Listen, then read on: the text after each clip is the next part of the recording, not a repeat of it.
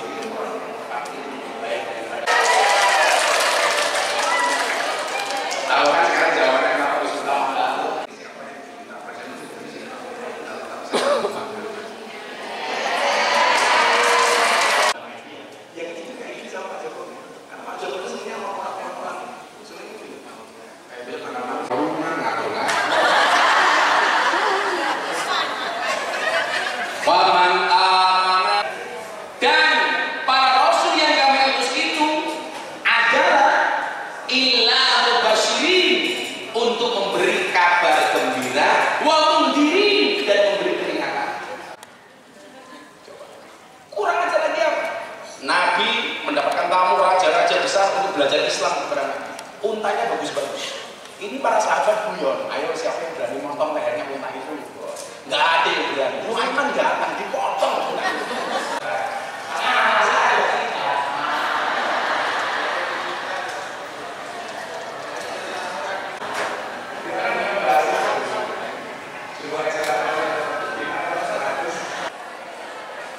Pak, cewek itu sering salah. Mau dimengerti nggak pernah ngomong.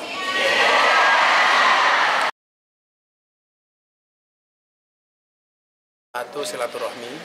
Yang kedua, kebetulan salah satu program Mas Gibran itu adalah dana abadi pesantren yang dia sampaikan sebelum pendaftaran KPU.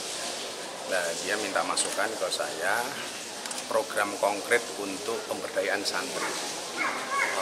Kaitannya dengan bagaimana santri ke depan dan bagaimana pemerintah ke depan itu bisa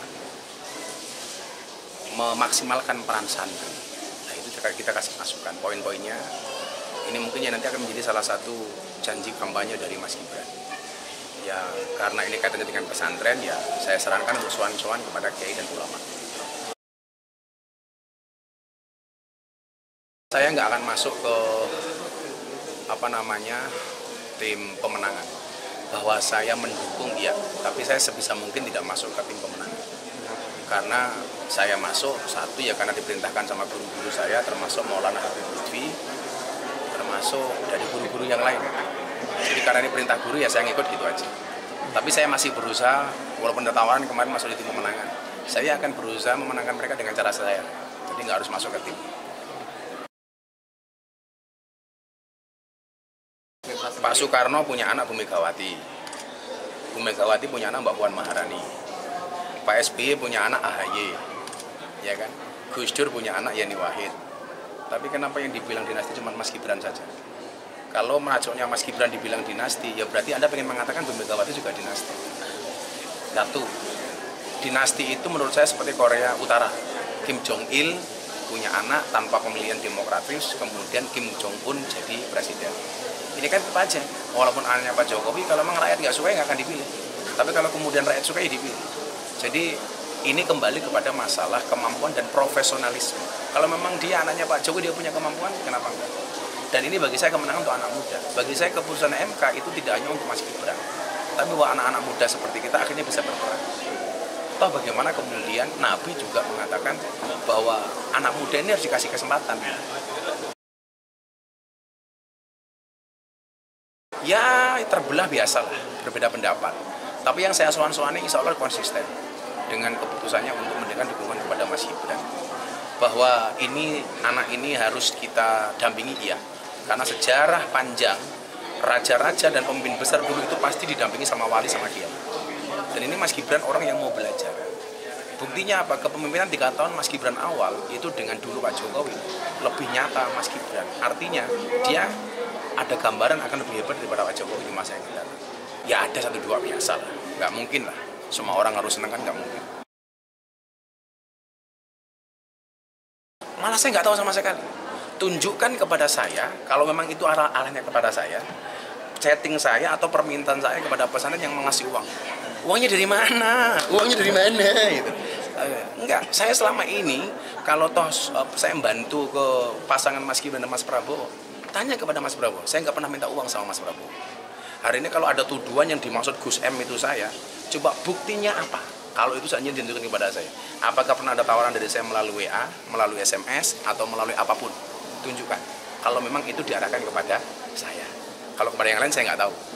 Kalau memang itu benar, yang bisa menunjukkan WA saya mau bagi-bagi uang sampai 2M ke pesantren, saya kasih uang orangnya. Karena saya nggak pernah. Uangnya aja nggak ada kok dibagi. Saya ke sana kemarin juga menggunakan uang saya sendiri kok. Nah, jadi orang Gus kok sekarang kalau sering bagi-bagi.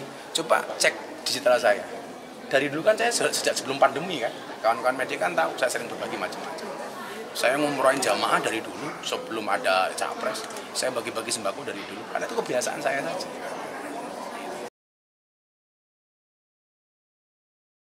Kalau saya begini, saya bilang begini. Saya mendorong tokoh-tokoh agama itu untuk mengawal calon presiden, untuk mengarahkan capres-capres yang dia senang. Capres, politikus itu jangan ditinggalkan sama orang baik. Kalau orang baik nggak ngerti politik, maka yang terjadi politikus akan dikuasai oleh orang yang jelek. Kiai-kiai, pendeta, tokoh agama, silakan ngawal calon presiden. Tujuannya satu, untuk mengkampanyekan kebaikan calonnya, tanpa harus menjelekkan calon yang lain. Bagaimana mengajarkan kampanye yang ramah dan menyenangkan. Itu saya pikir lebih baik daripada kita cuek dengan politik. Kan keren. Saya senang dengan Mas Prabowo, mengkampanyekan kebaikan Mas Prabowo tanpa saya harus menghinakan Mas Ganjar, Mas Anies. Anda senang sama Mas Ganjar, ayo potensi kebaikan Mas Ganjar dikampanyekan. Anda senang sama Mas Anies, sama. Sehingga apa? Bener-bener pesta demokrasi. Pesta itu kan harus happy, harus menyenangkan. Kenapa kok malah ada permusuhan? Ini kok Kiai ngurusi politik? Kalau Kiai nggak ngurusi politik, yang mengurusi siapa? Akhirnya orang-orang jelek yang akan menguasai panggung politik. Kira-kira begitu kalau saya.